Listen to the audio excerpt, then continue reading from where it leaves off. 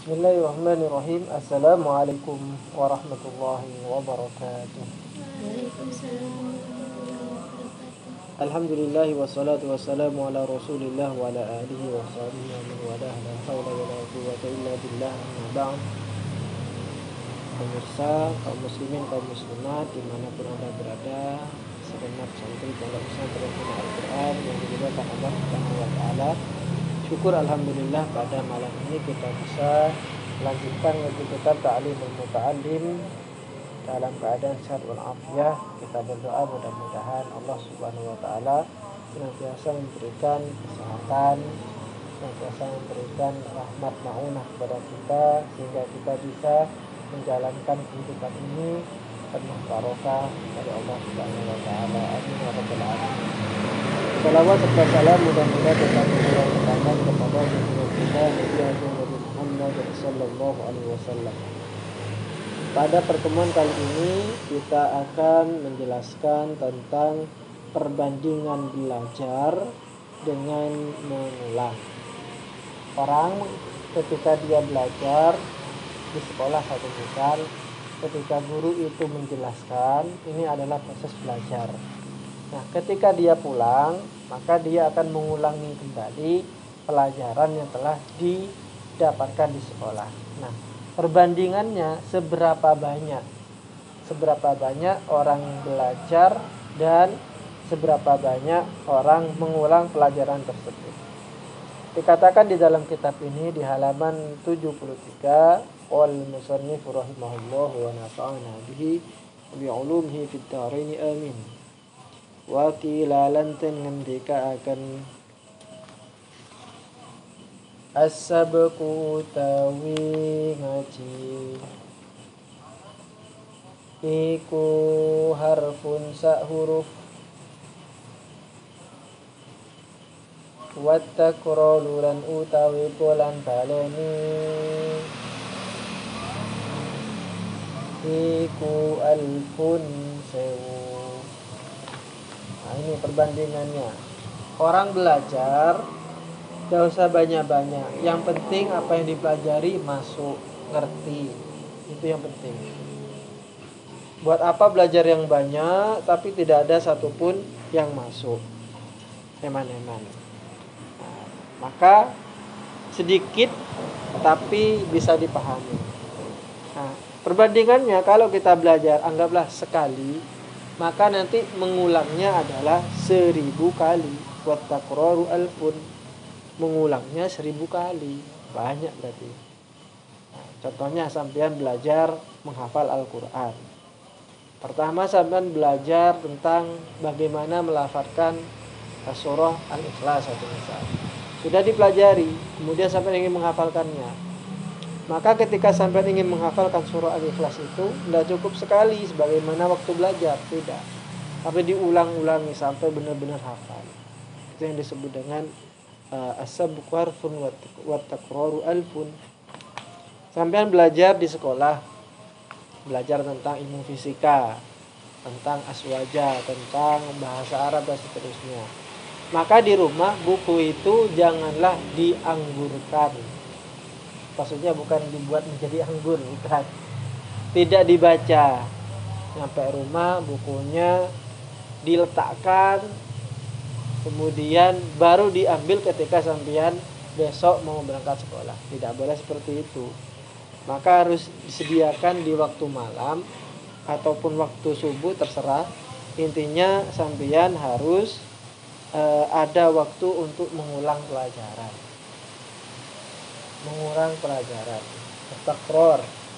Dan itu tidak cukup sekali, harus berulang-ulang. Kita lanjutkan. Wayam bagilan sayupyo opo ayyab tadi anyen tau ngawiti sopo muta'allim bisyai'in kelawan suwici-wici yakunu kangono opo syai' iku akroba luweh parek ila fahmihi maring pahami muta'allim. Dan seharusnya bagi orang yang baru belajar ilmu tertentu, dia adalah pemula, mubtadi, pemula, maka ia harus belajar sesuatu yang kiranya bisa dipahami.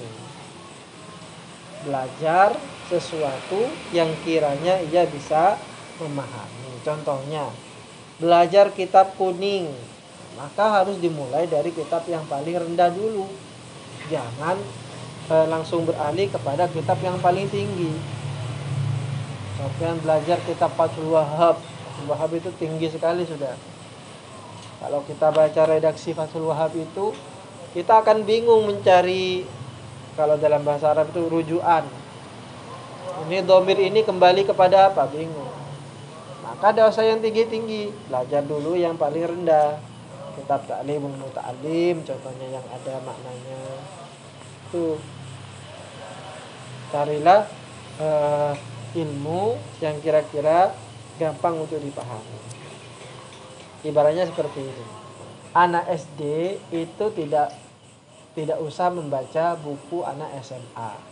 Karena seberapa besar usaha yang ia lakukan untuk memahami buku-buku SMA, ia tidak akan mampu memahami secara betul. Kenapa? Karena ia telah melompat sangat jauh sekali. Sesuai dengan kelasnya. Wa kana lan ono sapa asy-syaikhu syekh al-imam al-ustadz Syarafuddin Kiai Syarafuddin Al-Uqaili kang bangsa Uqail rahimahullahu ta'ala iku yaqulu ngandika sapa syekh as-sawwabu tawi kang bener indi mungguh ingsun fi hadza ing dalem iki perkara ngaji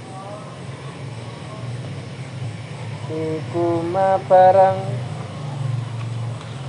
fa'ala kang agawe hu ing ma sapa masyayihuna guru-guru kita rahimahullah wa annahum lan satuhuni masyayihuna iku kanu ono sapa masyayihuna ono iku yaktaruna padha milih sapa masyayihuna min mubtadi maring wong kang ngawiti ngaji sigharatil mabsutati ing cilik-cilike kitab kang den beber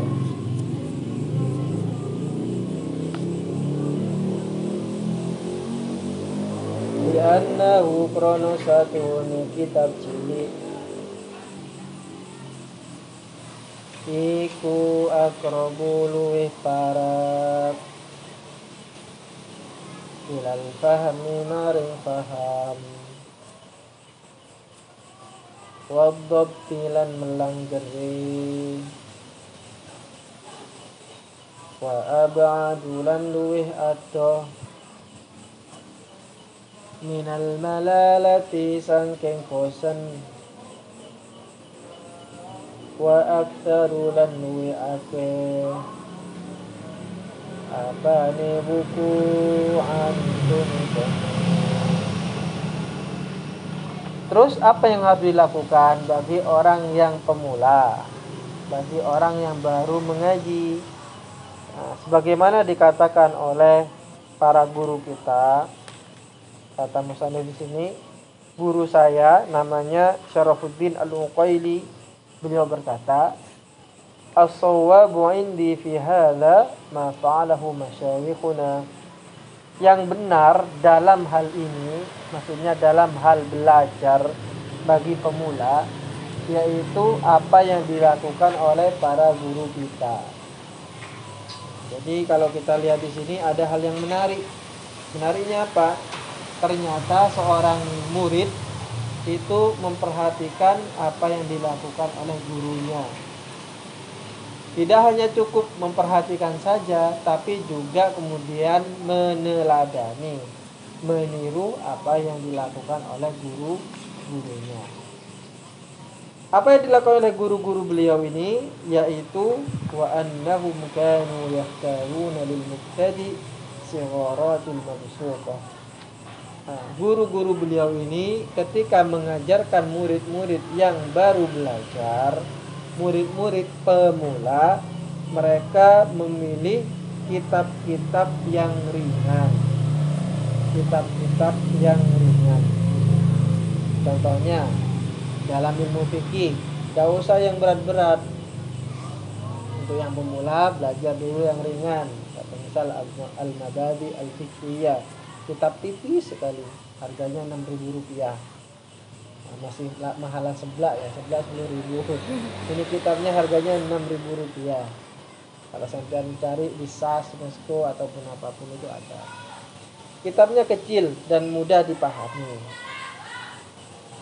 Ketika belajar ilmu nahwu, tidak usah yang belajar alfiyah. Untuk yang pemula jangan, terlalu berat. Emiriti terlalu berat. Kitab yang ringan dulu.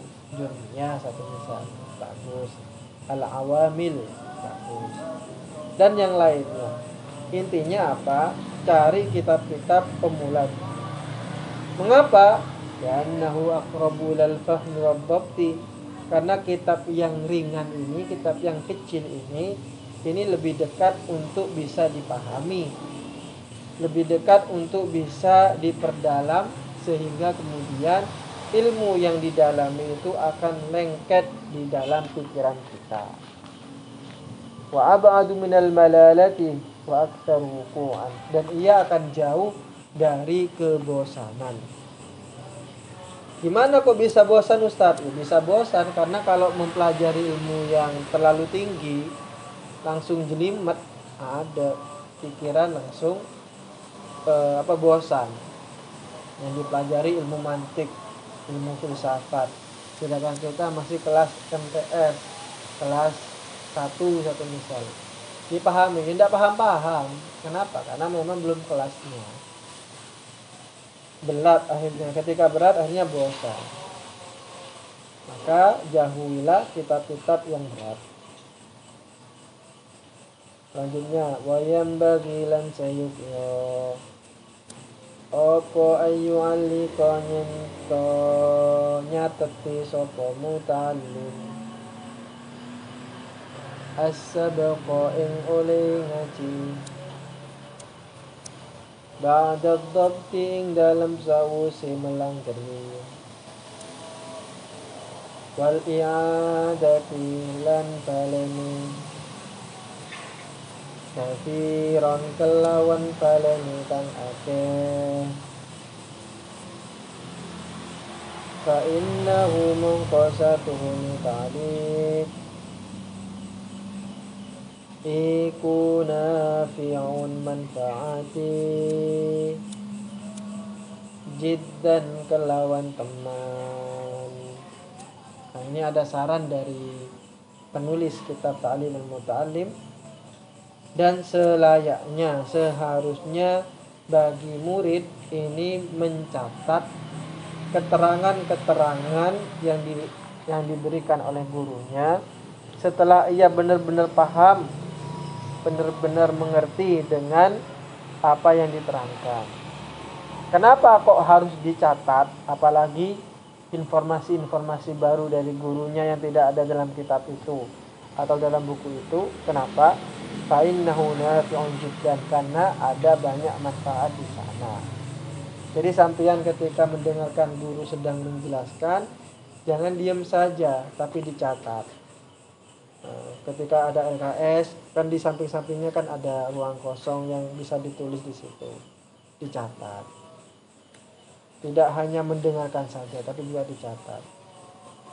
Itu sangat penting, sangat penting. Termasuk saya sendiri ketika belajar dulu, ya seperti itu. Apa yang diterangkan oleh guru dicatat di sini. Sehingga buku-bukunya ini banyak catatan di samping-sampingnya. Kalau buku itu hilang, buku yang banyak catatannya itu hilang, maka saya akan merasa sangat sedih sekali. Sangat sedih sekali. Kenapa? Itu harga yang sangat tidak bisa tidak bisa disamakan dengan uang. Meskipun kita akan diberikan buku yang sama 10 kali lipat, kita akan tidak mau. Kenapa ya? Yaitu catatannya itu yang mahal. Catatannya itu yang mahal. Istri saya juga sama. Kalau belajar biasanya kan buku-buku kedokteran itu mahal.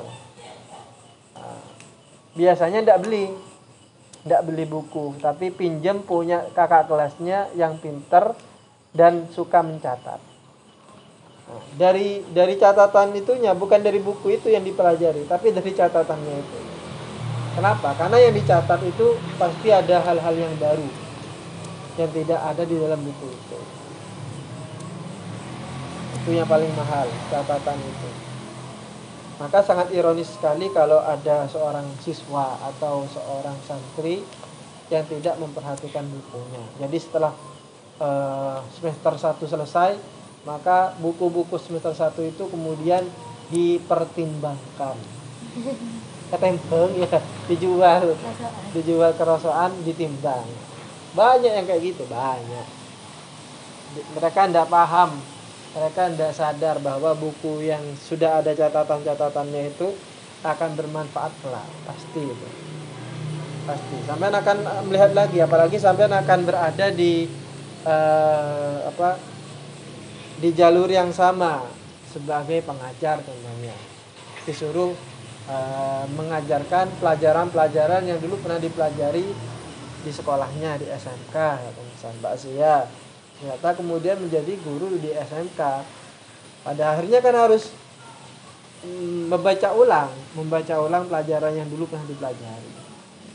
Kalau hanya mempelajari buku yang sesama dengan muridnya, ya berarti kan tidak ada informasi yang baru yang bisa diberikan kepada murid itu. Tapi kalau kita ada catatan-catatan di sampingnya itu, hanya kita bisa memberikan informasi baru kepada murid-murid kita. Tidak apa-apa, kotor karena catatan, buku itu kotor karena catatan, itu jauh lebih baik daripada bukunya bersih, gres gitu kan. Jadi bersih bukunya. Kalau sampai lihat di buku-buku saya ketika kuliah dulu di Al-Azhar, di belakang itu pasti ada tulisan 1, 2, 3, 4, kadang sampai 25. Itu apa maksudnya 1, 2 itu? Artinya ketika saya hatam buku 1 itu, maka saya tulis 1. Saya baca ulang lagi dari awal. Sampai hatam tulis 2. Baca dari awal lagi. 3, begitu seterusnya. Dan di sini pasti ada catatan-catatannya di sini. Di tengah itu ada coretan-coretan gitu kan. Satu misal pengertian tentang belajar. Itu tulis di sini. Di sini ada poinnya pengertian belajar. Gitu. Begitu seterusnya. Dan berwarna-warna. Bukunya berwarna-warna. Bukan belajar mewarnai, tidak, karena lebih gampang. Ketika kita kasih stabilo atau mungkin apapun itu terserah, itu akan lebih gampang untuk dipelajari.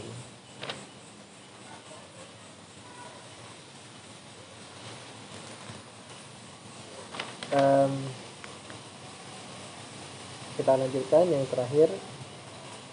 Wala yaktubulan ora kan ojo nulis sopo al-muta'allimu wong kang loro ilmu syai'an ing suwiji-wiji la yafhamu kang ora paham sopo muta'allim hu ing syai' fa innahu mungkosatuhu nulis barang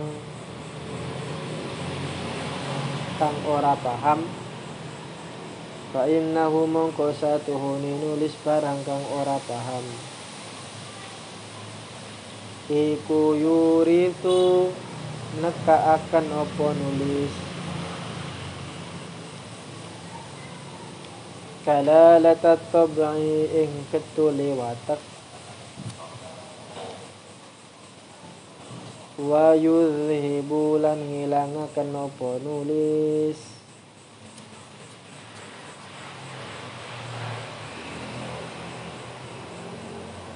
al-fitnata ing kepinteran wa yudayyi'u lan nyiya-nyiyaaken apa nulis awqatihi ing pira-pira waktune muta'allim.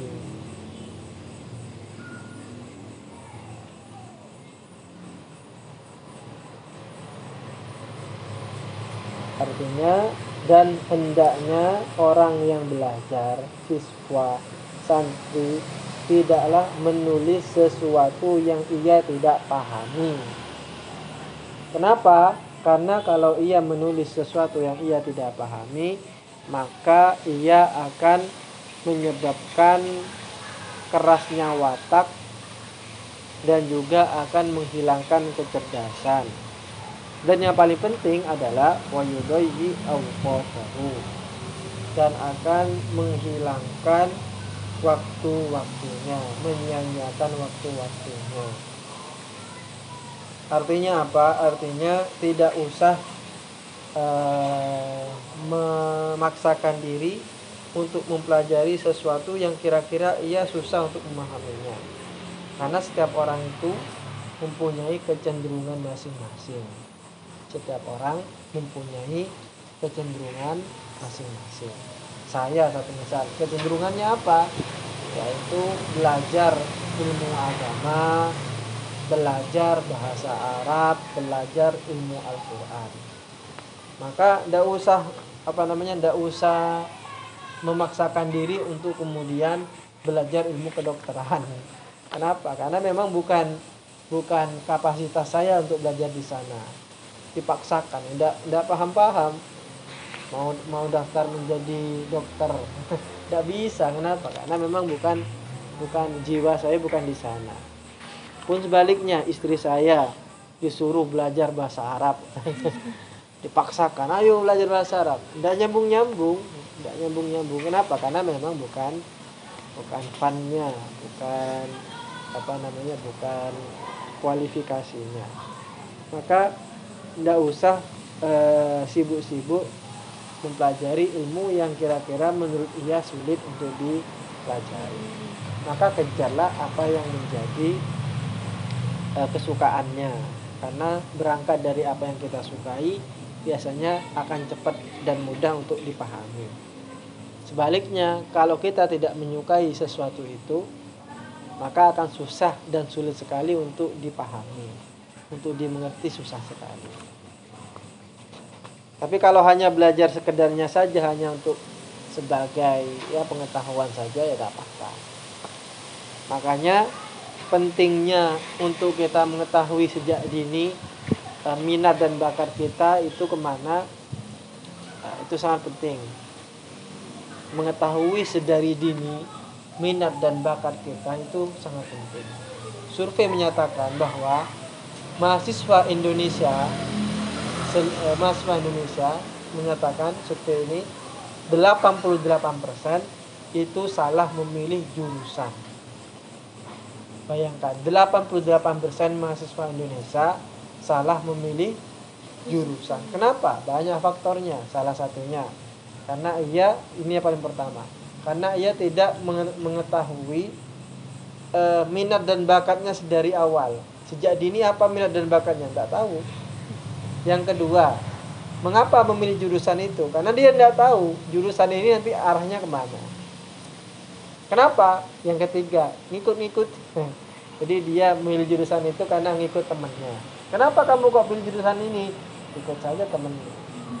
Kenapa kamu mengikuti jurusan ini? Wah, enak karena pelajarannya sedikit. Bukan seperti itu. Berdasarkan apa yang menjadi minat kita, apa yang kita sukai, itulah yang kita kejar. Maka pentingnya konsultasi dengan orang yang kayak guru satu misal atau siapapun itu dari awal itu penting menanyakan kira-kira saya ini lebih baik ambil jurusan apa, karena survei ini yang menyatakan 88% mahasiswa Indonesia salah memilih jurusan.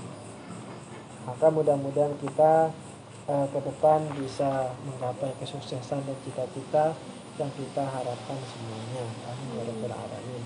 Ini saja yang bisa kita sampaikan, mudah-mudahan bermanfaat. Wallahu a'lam bishawab. Wassalamualaikum warahmatullahi wabarakatuh.